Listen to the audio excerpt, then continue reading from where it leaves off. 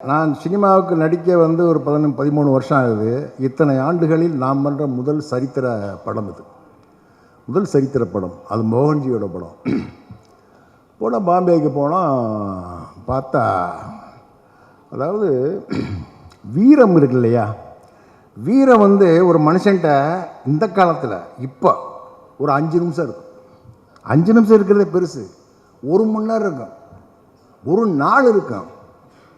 ஏன்னா ஒரு மனுஷனுடைய வாழ்க்கையை, முழு வாழ்க்கையும், முழு அத்தனை கணங்களும் ஒரு வீரனாவே வீரத்தோட வாழ்றதுக்கு பத்தியா, அது வந்து மோகன்ஜியால தான் முடியும்.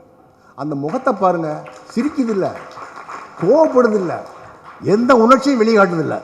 அப்படியே அப்படியே அப்படியே என்ன தாகம், எவ்வளவு தேடல், என்ன உழைப்பு. அவர் எதை சொல்றது?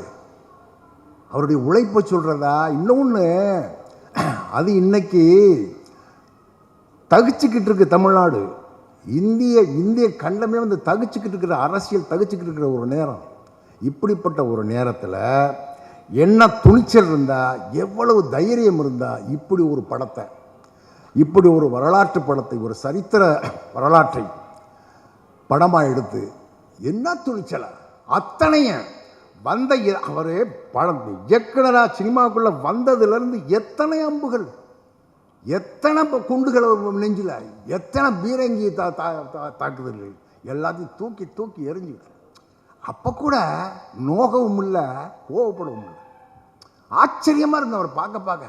அப்படிப்பட்ட ஒரு இன்னும் என்னன்னா, சும்மா எல்லாரும் சரித்திர படம் கை வச்சிட முடியாது.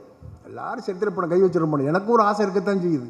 நான் பிறந்த ராமநாதபுரத்து சேதுபதி சமஸ்தானத்தை பற்றி ஒரு பெரிய ஒரு வரலாற்று சரித்திர படத்தை எடுக்கணும்னு எழுதவே தயங்கிட்டு இருக்கிற போது ஒரு வந்து எடுக்கிறாரு பாருங்க.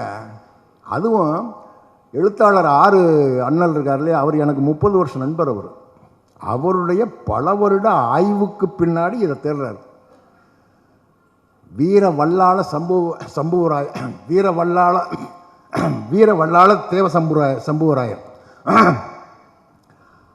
அவருடைய வரலாற்றை அவர் எழுதுறாரு. அது இவர் கைக்கு வருது. அண்ணல் சொன்னார், எத்தனையோ பேர் இந்த இவர்கிட்ட வந்து கேட்டு கேட்டு கேட்டு எத்தனையோ இயக்குநர்கள் போனாங்களாம், எடுக்கணும் ஆசையில் வந்தாங்களாம், பார்த்தாங்களாம், போயிட்டாங்களாம்.